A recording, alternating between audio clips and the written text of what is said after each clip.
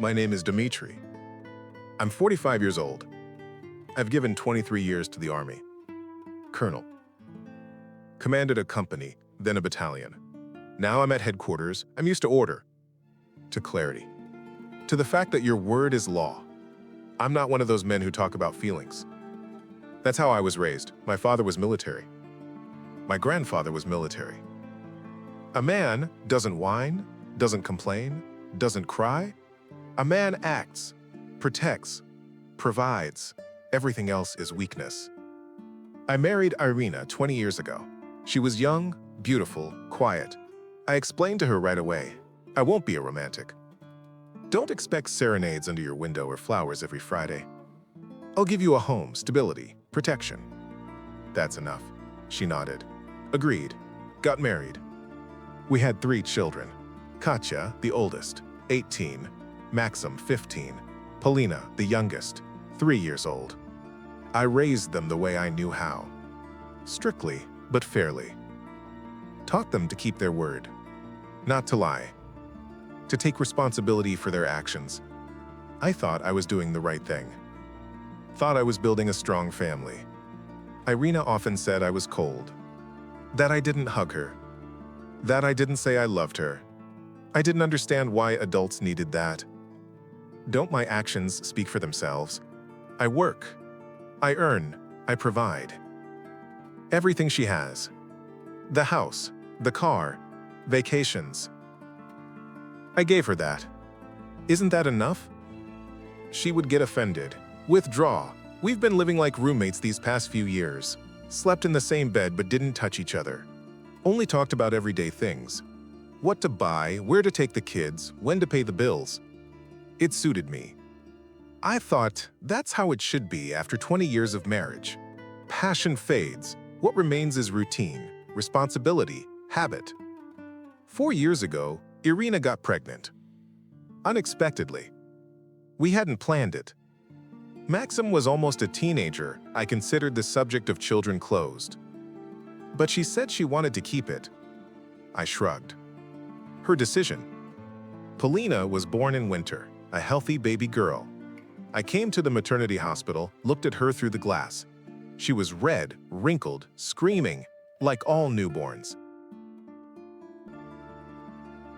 But then, when she turned 1, I started noticing details. She doesn't look like me at all. I have dark hair, brown eyes, a heavy jaw. Irina also has dark hair, green eyes. Katya has my facial features and my grandmother's eyes, gray. Maxim has something in between. Not quite mine, not quite Irina's, but his own.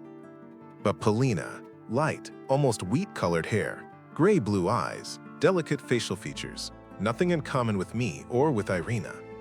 At first, I brushed it off. Genetics is complicated. Maybe some great-grandfather was light-haired. Maybe a mutation. I don't understand these things. But the older Polina got, the more it gnawed at me. I started watching Irina. She got nervous when I picked Polina up. Would distract me. Take the child away with an excuse that it was time to sleep, eat, change clothes. Avoided my gaze. Became even more closed off. 6 months ago, I heard her talking on the phone, quietly, tensely, quickly hung up when I walked into the room, said it was a girlfriend. I nodded, didn't ask questions. But something inside me broke. I started noticing little things. She hides her phone. Started going into another room more often for calls. Makes up reasons to leave the house. To the store, to a friend's, to the post office. And one more thing. When I look at Polina, really look at her, I don't feel what I felt with Katya and Maxim. That connection, that warmth. I pick her up and feel emptiness. Maybe it's because of my age. Maybe I'm just tired of being a father. Or she's not mine. This thought came suddenly, at night. I was lying next to Irina. She was asleep, and I was staring at the ceiling thinking, what if Polina isn't my daughter? In the morning, I went to a clinic. Bought a DNA test. Home test, simple. Instructions on 2 pages. I took a hair from Polina's brush, and my own hair. Sealed them in envelopes, sent them to the lab. Now I'm waiting for the result. 2 weeks of waiting. I don't know what I want more, for it to be confirmed or for it to be disproven. If it's confirmed, my life will collapse. If it's disproven, I'm a paranoid man who suspects his wife without reason. But somewhere deep down, in that place I don't want to look, I already know the answer. Sometimes I look at Katya and Maxim and catch myself thinking, what about them? Maybe I've wasted these 20 years. Maybe everything I thought was mine isn't mine. Maybe I've spent my whole life raising someone else's children and just didn't know it. 2 weeks of waiting. I'm used to making decisions quickly. In battle, there's no time for doubt. But now I'm just waiting and afraid. Sometimes I regret starting this at all. It would be better not to know. Better to live in ignorance. But it's too late. The envelope is sent. The answer will come. And then I'll know the truth. The result came on Wednesday, an ordinary day. I was at work when the email notification arrived. I logged into the lab's portal, downloaded the file, opened it. Probability of biological paternity, 0%. I sat in my office and stared at the screen. A colleague looked in, asked something about a meeting. I answered automatically. He left. Polina is not my daughter. For 3 years, I've been raising someone else's child. I closed the file, shut down the computer, sat in silence for about 20 minutes.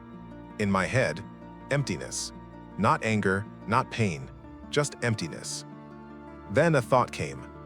A cold, clear thought. What about the others?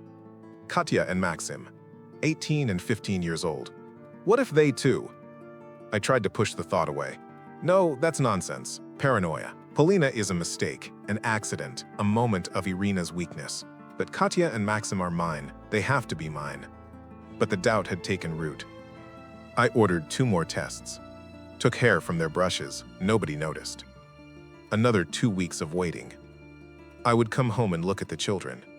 Katya was preparing for university entrance exams. Maxim was training, getting ready for competitions. Polina was playing with dolls on the floor. I looked at them and realized, I don't feel anything anymore. The connection was severed. Even if the tests show that Katya and Maxim are mine, something inside me broke forever. Irina asked what was wrong with me, said I'd become even more silent, even more distant. I answered that everything was fine. Work.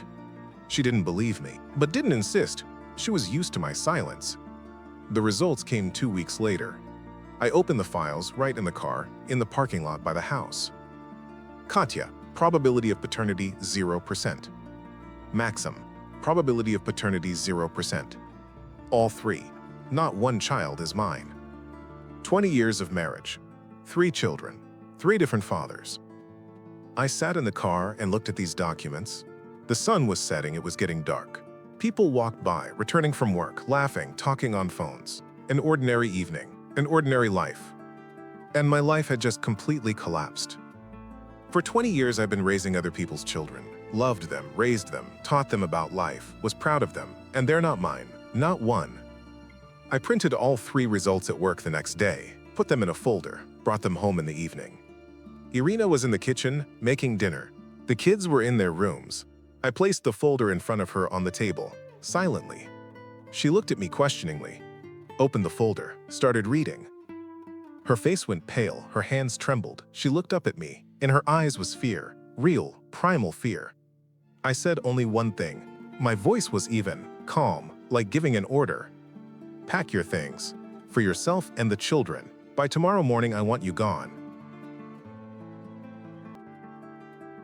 Irina fell to her knees, grabbed my hand, started saying something about love, about loneliness, about how I was cold.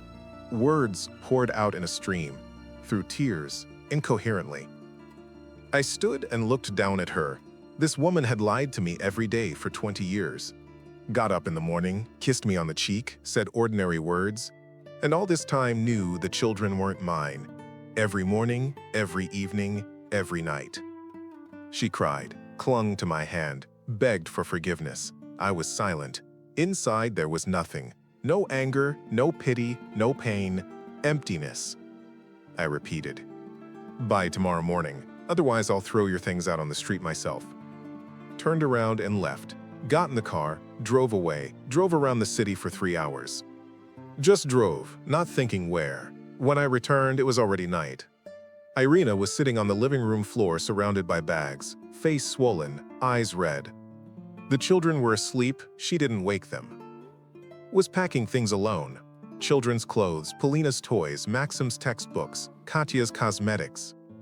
I walked past her without saying a word, went upstairs to the bedroom, lay on the bed, stared at the ceiling. In the morning, she woke the children early. I heard their voices downstairs. Katya was crying, asking what was happening. Maxim was silent. Polina was fussing, didn't understand why they had to leave. Irina called a taxi. I heard the signal outside, stood at the bedroom window and watched her carry out the bags, alone, without my help, loading them in the trunk. Leading the children out, Katya turned around, looked at the house windows, searched for me with her eyes. I stepped away from the window. The car left. The house was empty. I went downstairs. Silence. Dead, oppressive silence. On the kitchen table lay a children's toy. Polina had forgotten it. A small plush rabbit. I picked it up, looked at it, threw it in the trash. 2 months have passed since that day. I filed for divorce. Lawyers are processing the paperwork. Irina agrees to all conditions. Doesn't demand anything. The house stays with me. I don't pay child support. The children aren't mine. It's proven by genetic testing. She tried calling the first few weeks. Every day. I didn't answer, wrote messages. Long ones, with justifications, with pleas. I didn't read them. After a month, the calls stopped. Katya wrote a letter, long, several pages, said that I'm a father to her, despite any tests. That she grew up with me, I taught her, protected her, was there. That she loves me. Asked me not to abandon them. I read it once, deleted it.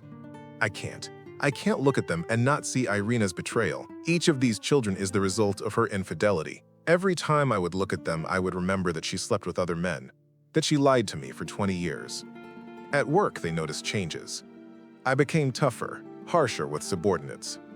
Don't forgive mistakes. Don't accept excuses. The commander called me in, asked if everything was okay. I answered yes. He didn't insist. My mother came a month ago, tried to talk about the children, said they're not to blame for what Irina did. That Katya and Maxim are already adults, they remember me as their father, they love me. I listened in silence, then asked her, if father had cheated on you for 20 years and brought home 3 other people's children, would you love them? She fell silent, didn't bring up the topic again. Left 2 days later. I live alone in a big empty house, removed all the photos, gave away the children's things. The rooms are empty, clean. I thought it would get easier. It didn't. At night, I can't sleep. I lie there and remember how Katya was learning to walk, holding on to my fingers. How Maxim won his first fight, ran home with a medal. How Polina called me daddy.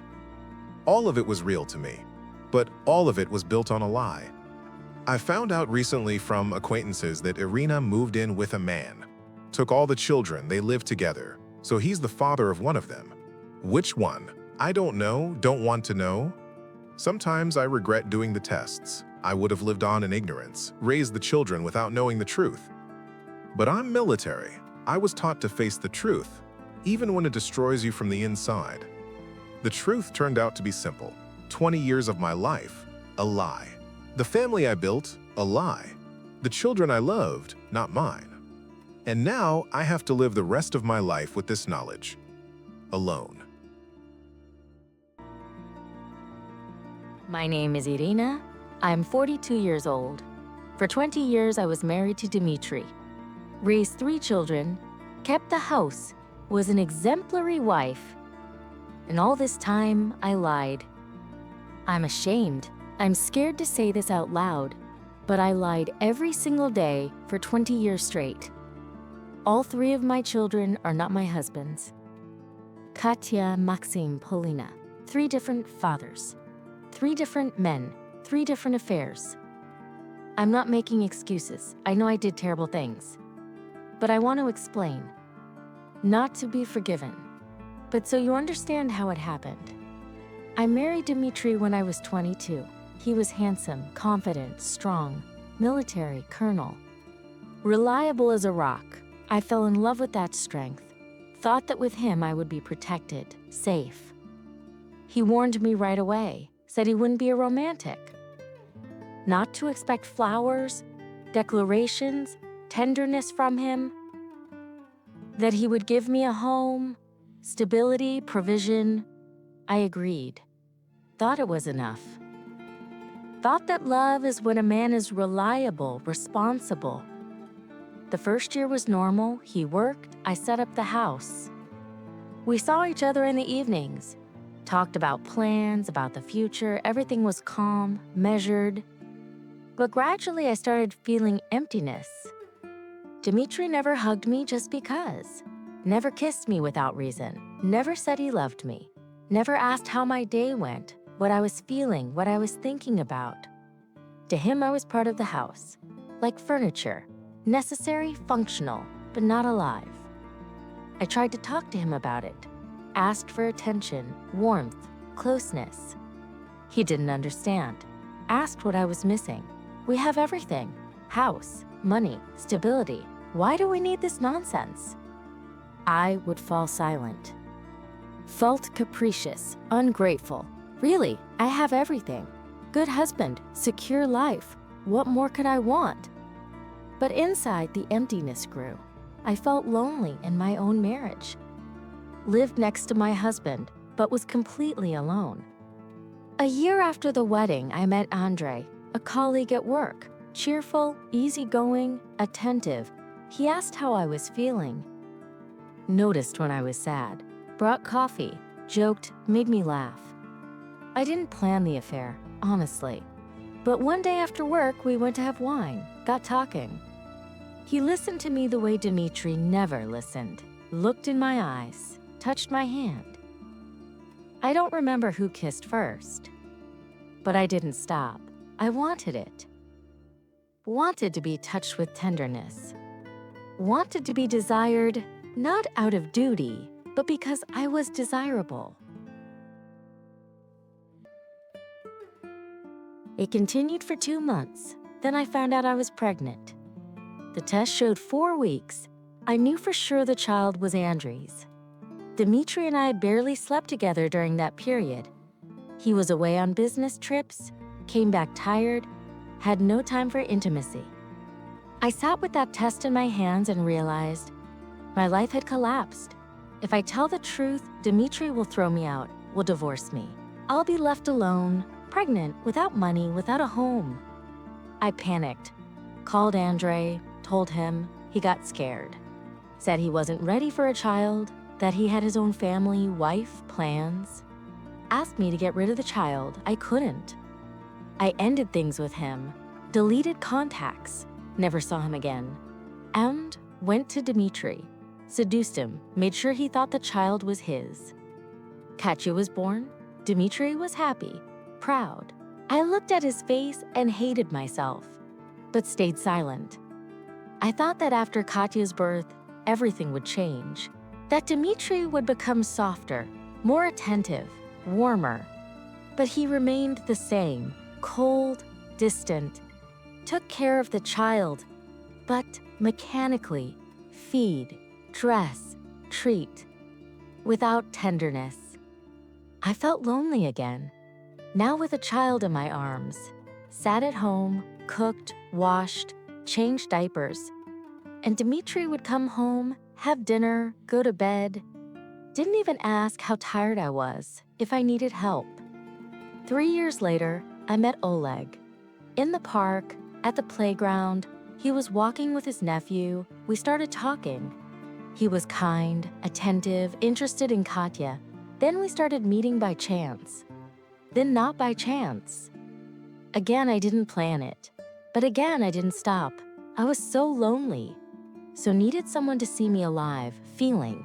Not a function, but a woman. Got pregnant with Maxim, same story. Oleg got scared, disappeared. I seduced Dmitry again. Lied again. With Polina, it was different. Almost 5 years ago, I met Sergey. He was divorced, lonely, looking for a serious relationship. We dated for a long time, almost a year. I thought it was love, that I was ready to leave Dmitry. But when I got pregnant, Sergey said he didn't want other people's children, wasn't ready to raise Katya and Maxim, wanted only his own child, but without my older ones. I was alone again, with 3 children from 3 different men, and with a husband who didn't know the truth. I lived in this lie for 20 years. Every morning I woke up next to a husband who didn't know the truth, looked at the children and remembered who their real fathers were, but stayed silent, out of fear, out of weakness, out of selfishness. The further it went, the harder it became, especially when Polina started growing up. She doesn't look like Dmitry at all, light hair, light eyes.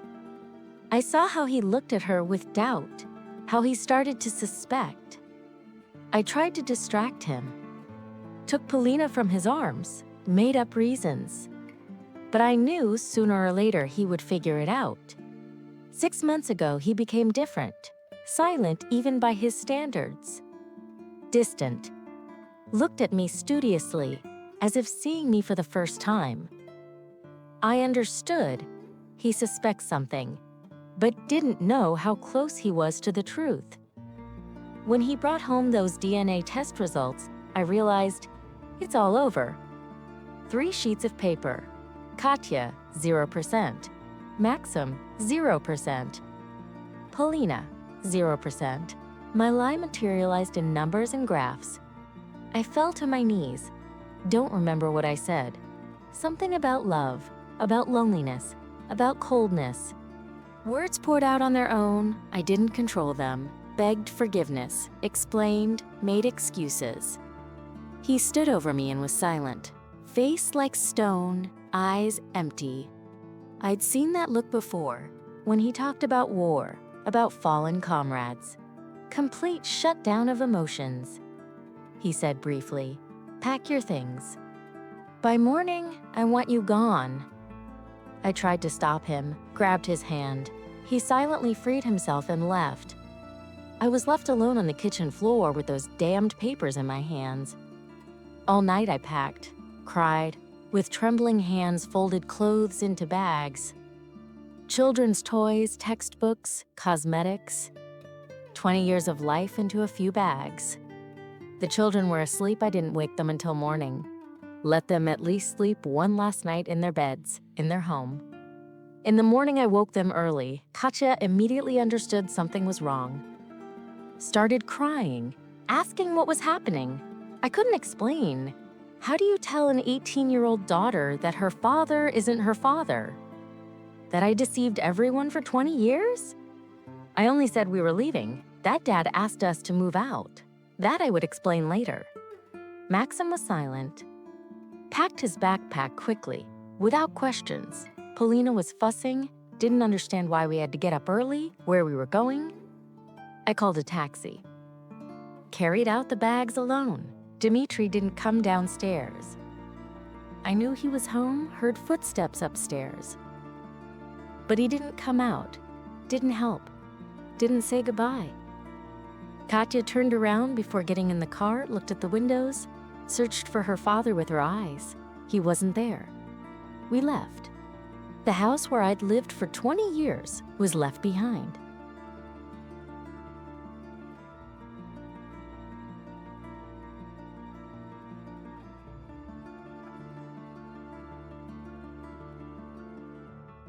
The first week we lived in a hotel.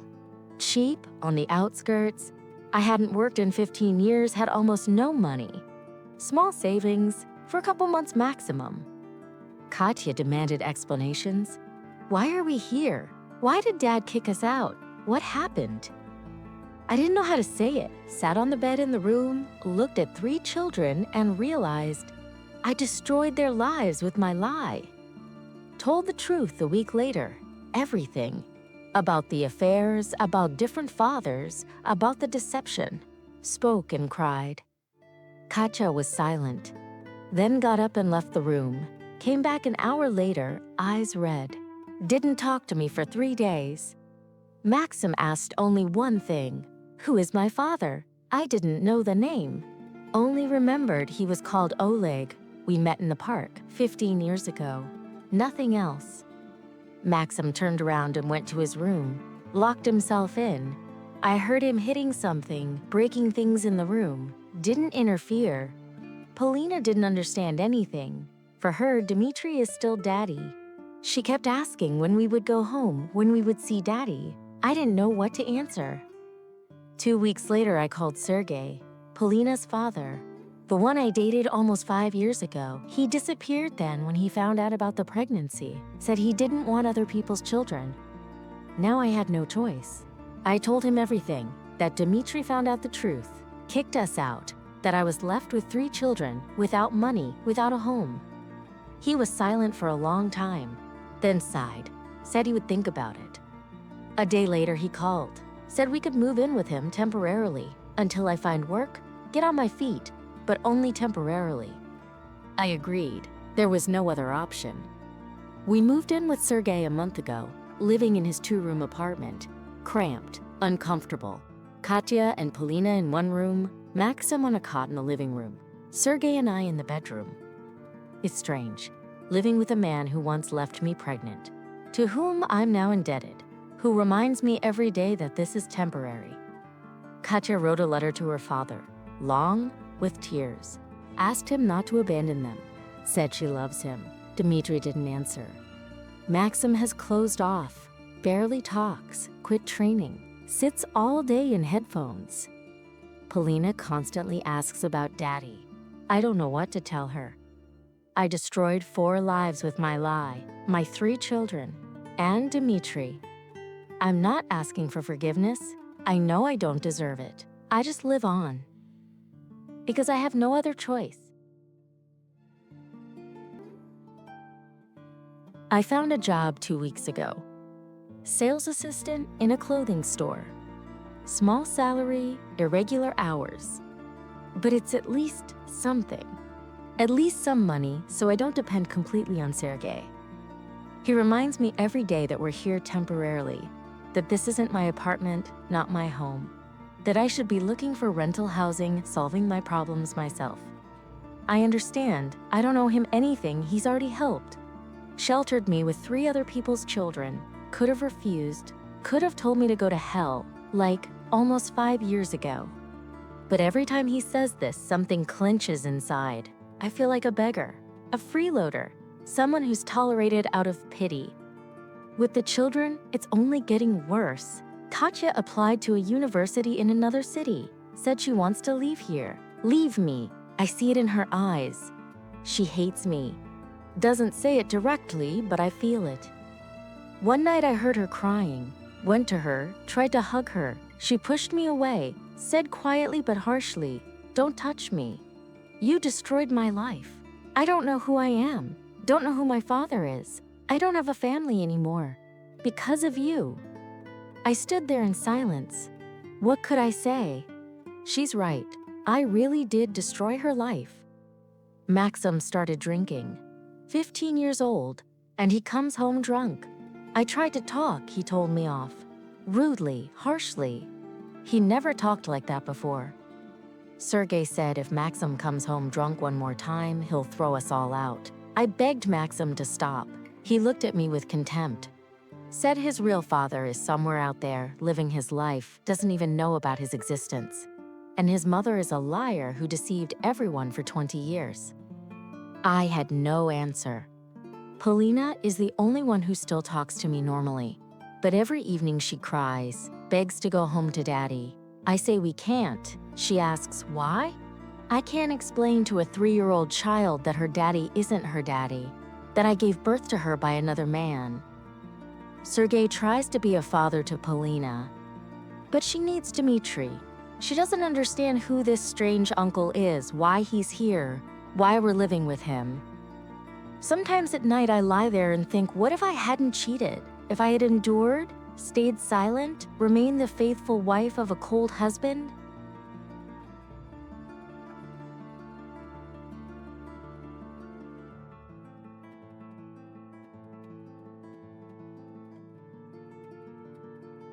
Maybe it would have been easier.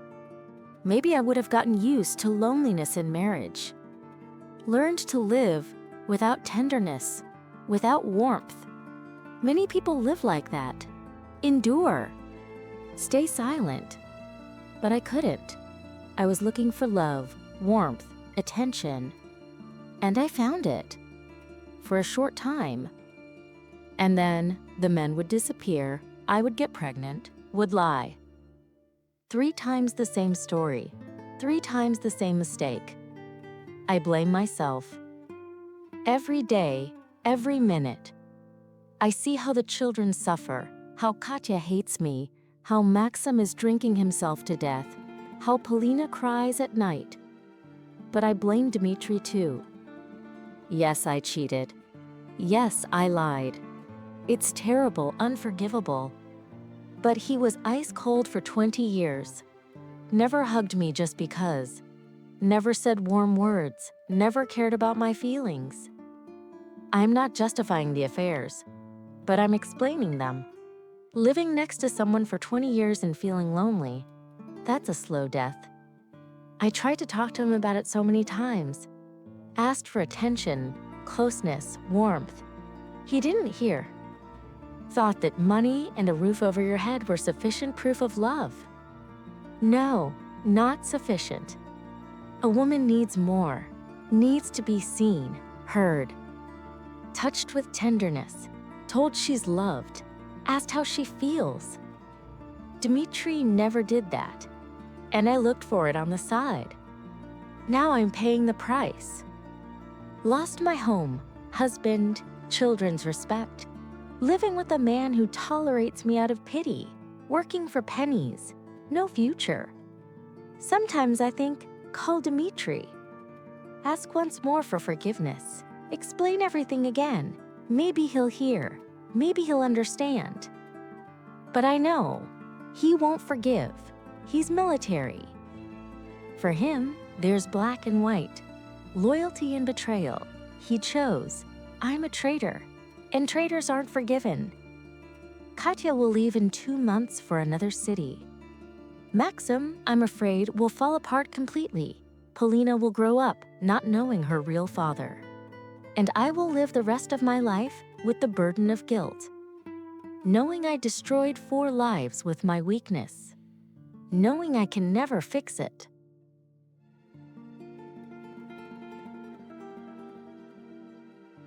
My name is Sergey. I'm 47 years old. I'm a programmer, work remotely, live alone in a 2-room apartment. Or rather, I lived alone until a month ago. Now living with me is a woman I hadn't seen in almost 5 years, and her 3 children, one of whom is my daughter, whom I didn't know about for 3 years. No, I'm lying. I knew. Just pretended I didn't. Almost 5 years ago, I met Irina at a concert. Attractive, sad woman, sitting alone. I sat down next to her. We started talking. She told me she was married but unhappy. Husband cold, distant, loneliness in the family. I had just gotten divorced then.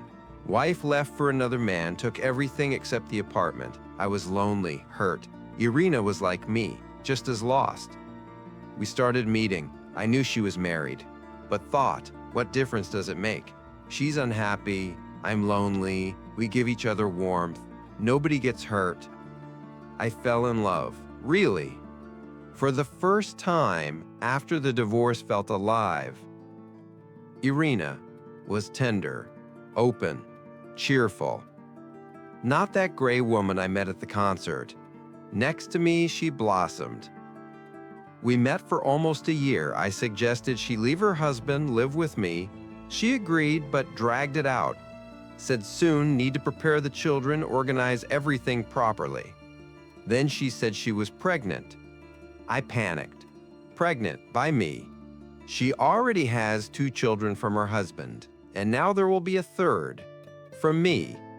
I imagined this picture. She leaves her husband, comes to me with 2 children and a pregnant belly. We live together, then 4 of us, then 5. 2 other people's children and 1 mine. I wouldn't be able to handle it. Financially, morally, emotionally. I wanted my own family, my own child, without someone else's baggage. I told her this. Said I wasn't ready to raise other people's children. That I wanted only my own child, but not as a package deal with her 2 older ones. She started crying, begged me not to abandon her, said she loved me, I couldn't take it, said it was a mistake that we needed to break up, deleted her contacts, blocked her number.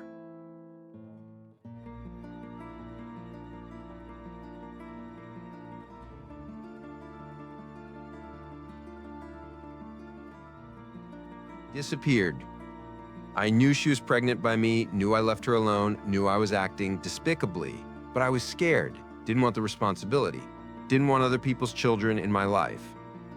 The next 3 years, I lived peacefully, worked, dated women, traveled, sometimes remembered Irina, asked about her through mutual acquaintances, found out she gave birth to a third child, a girl, my daughter.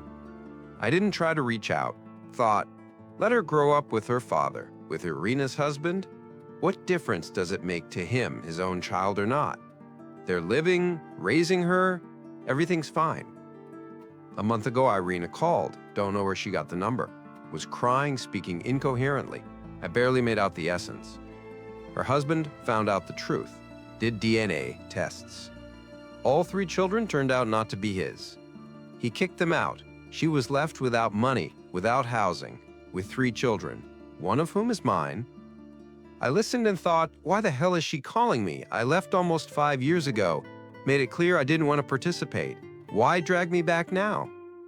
But she was crying, said she had nowhere to go, that in a week they'd be evicted from the hotel, that the children would be on the street. I hung up, poured whiskey, drank half a glass in one gulp. My daughter, 3 years old, somewhere out there in a cheap hotel with a mother without money, soon will be on the street.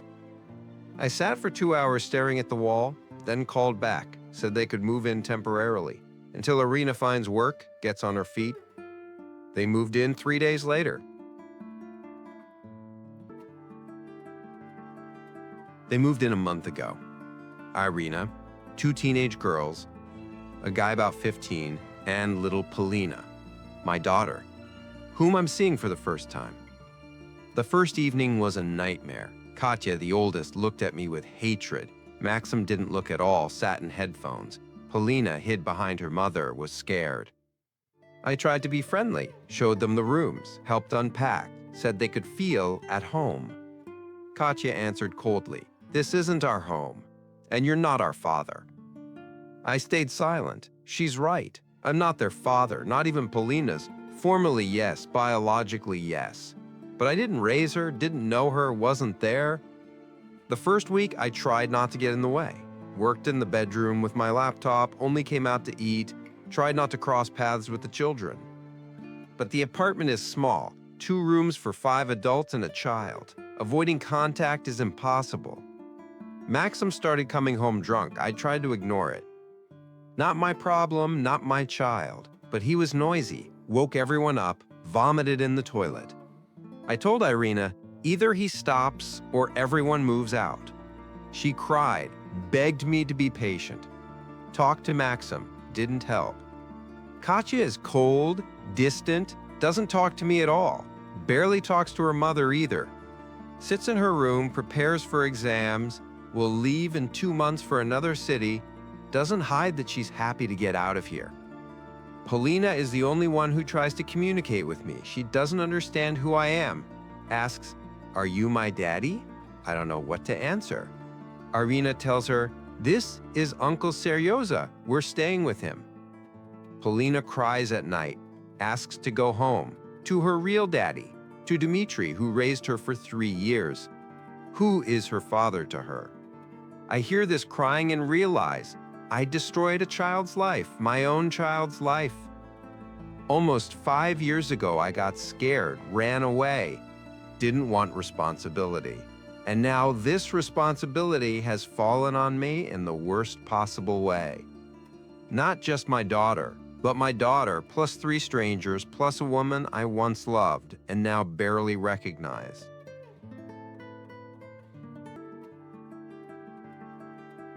Irina has changed, became hard, prickly, closed off. At work all day, comes home tired, angry, we barely talk.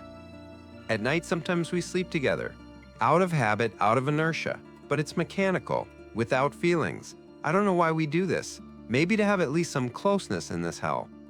I started drinking. Used to drink rarely on holidays. Now, every evening, come home from work, pour whiskey, dinner, whiskey, before bed, whiskey. Irina noticed. Said I'm drinking too much. I answered that in my apartment. I do what I want. She fell silent. I understand. I'm becoming aggressive. Snap over small things. Yell at Maxim when he comes home drunk. Say harsh things to Irina. That this is temporary. That they need to move out. That I'm not obligated to support them. Every time after such phrases, I feel ashamed. But I can't stop. I didn't plan this life. I wanted freedom, peace, work, travel. Maybe someday meet a good woman, start a normal family. Without someone else's baggage, without drama, without lies. And now I'm living with a woman I don't love, with 3 other people's teenagers and a daughter who's afraid of me. Sometimes I think, kick them out. Say that's it, time's up, look for rental housing. I'm not obligated to support them. But Polina, my daughter, a 3-year-old child who's not guilty of anything. I'm her biological father. I have responsibility. But I don't want this responsibility. I didn't want it almost 5 years ago. Don't want it now. I'm trapped by my own weakness. Almost 5 years ago, couldn't refuse Irina intimacy, didn't use protection, didn't insist on an abortion, and then ran away like a coward. Now I'm paying, living in my own apartment like in a prison, drinking every evening, snapping at people, hating my life. And the worst thing, I hate Polina, my daughter, for existing, for the fact that because of her I'm here, for the fact that she destroyed my peaceful life. I'm a monster, I know, but I can't do anything about it.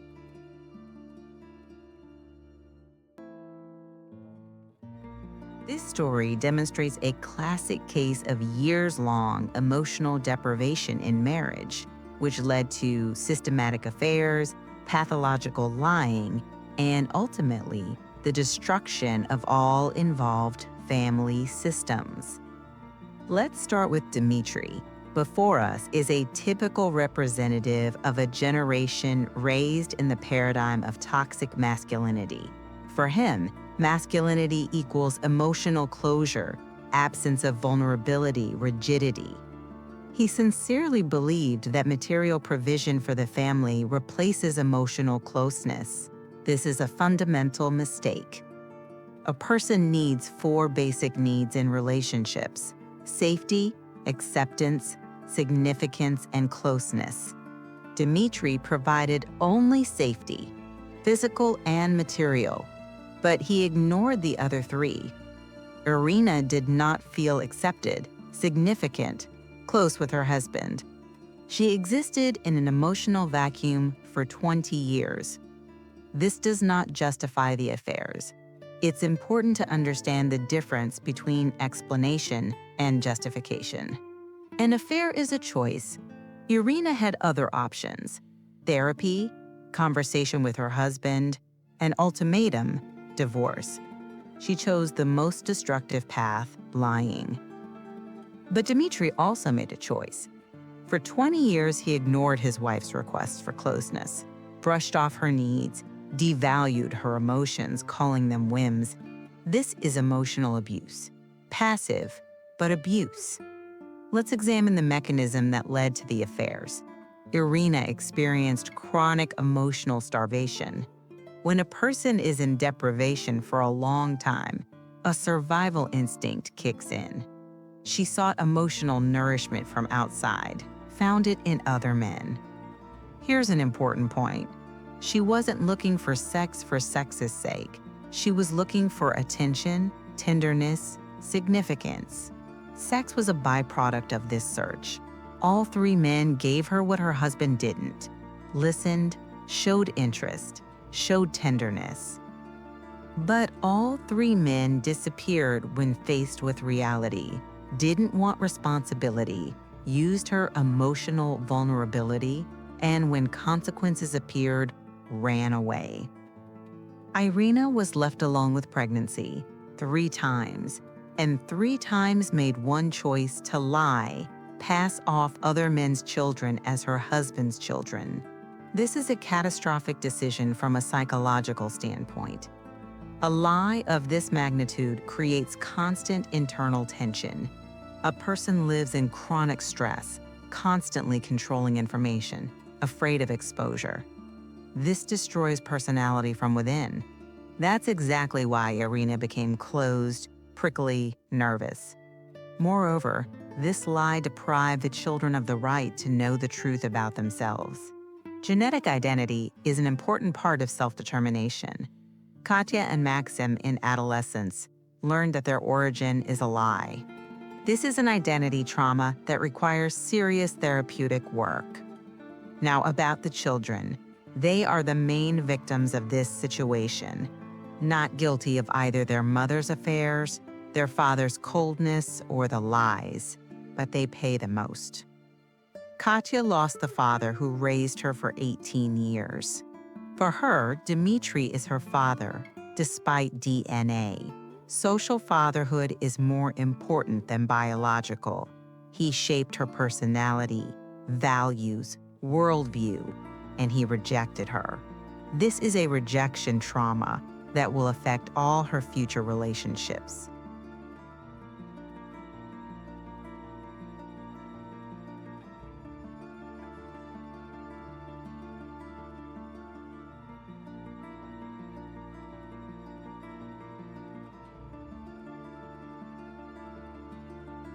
Maxim is in an even more difficult situation.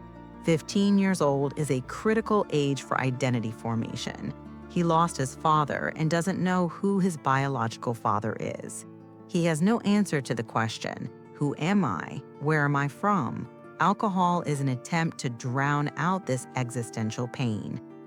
Polina is experiencing loss of attachment. For 3 years, Dmitry was her main attachment figure along with her mother.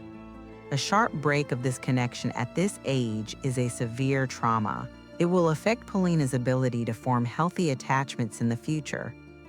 Dmitry made a radical decision to sever ties with all children at once. From a psychological standpoint, this is a defense mechanism called emotional cutoff. He couldn't integrate the contradiction. Children he loved turned out to be biologically foreign. Instead of integration, he chose cutting off.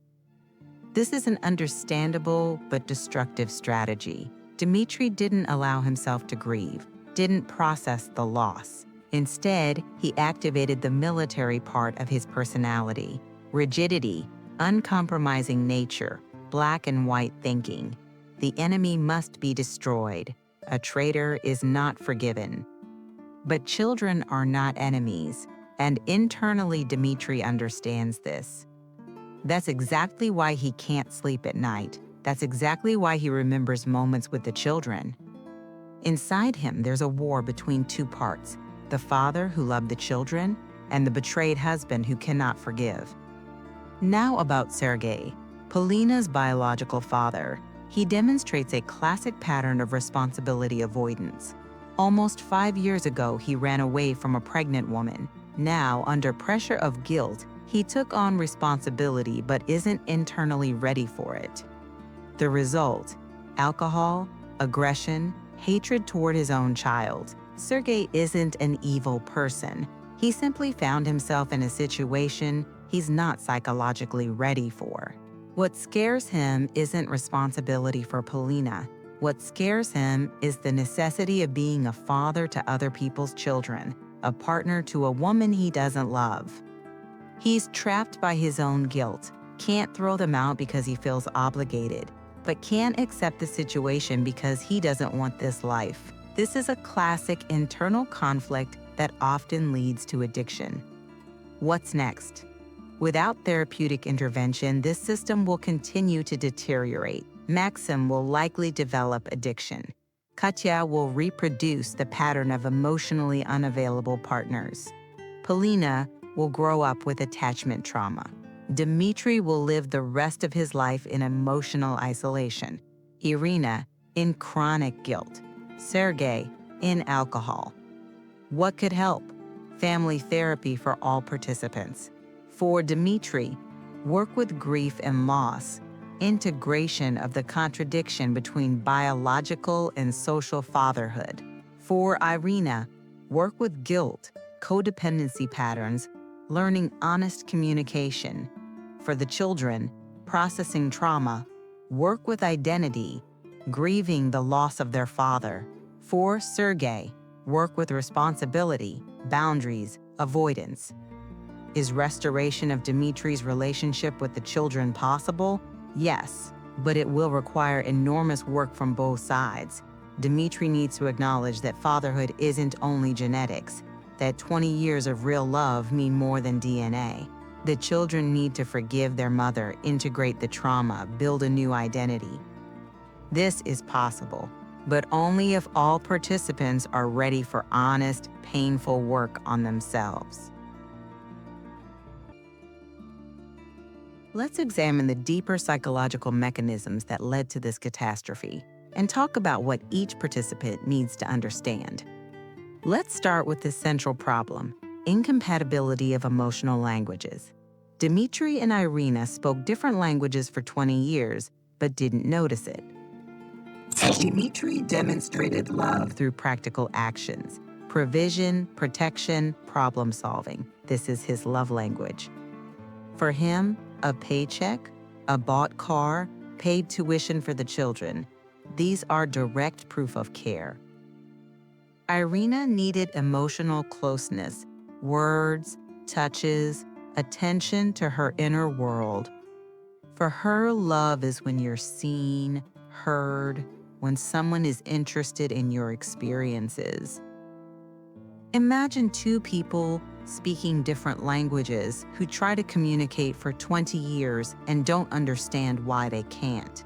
Dmitry sincerely didn't understand what his wife wanted. He's doing everything right. Irina sincerely didn't understand why her husband was so unfeeling. She's clearly saying what she wants. This is a classic trap in relationships. Both are right from their point of view. Both are doing everything they can, but the result is catastrophe. What could have helped? Conscious learning of the partner's language. Dmitry needed to learn to express emotions, show tenderness, be interested in his wife's feelings. It's not natural for him, but it can be learned, like a foreign language. Irina needed to learn to value practical manifestations of care, see love behind them, and simultaneously clearly articulate her needs, not wait for her husband to guess. But they didn't do this, and the gap between them grew for 20 years.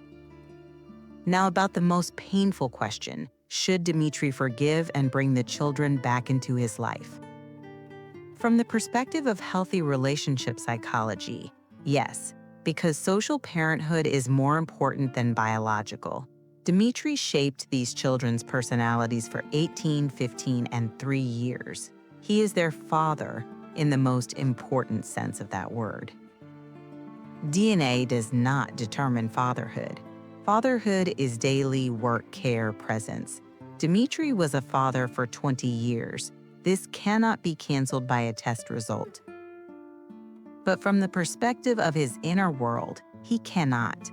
For him, the children became a symbol of his wife's betrayal. Every time he looks at them, he will see proof of the affairs. This is unbearable. Serious therapy is needed here. Dmitry needs to separate two layers: the relationship with his wife and the relationship with the children. He has the right not to forgive his wife. This is his choice. But the children are separate people. They didn't betray him. They are victims of their mother's lies, just like him. If Dmitry can understand this, there will be a chance for restoration of connection. Not immediately, not quickly, but possible. As for Irina, she needs to take full responsibility, not justify herself with her husband's coldness.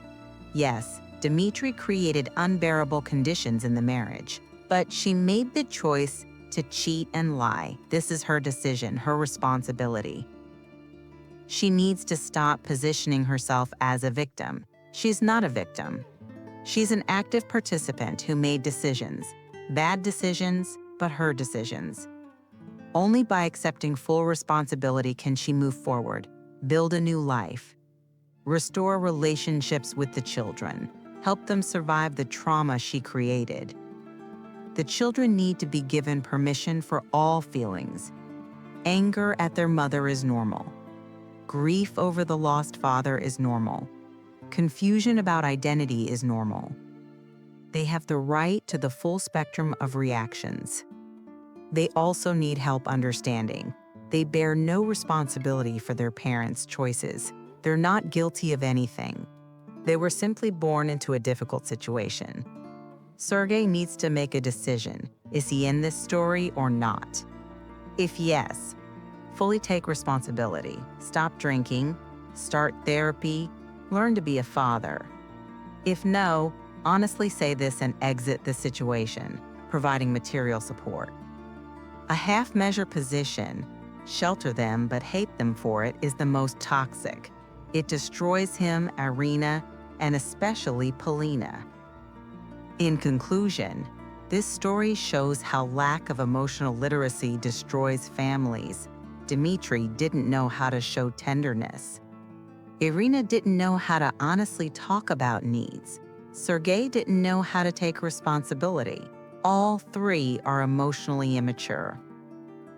The result: 4 destroyed lives, 3 children, and 3 adults in deep crisis.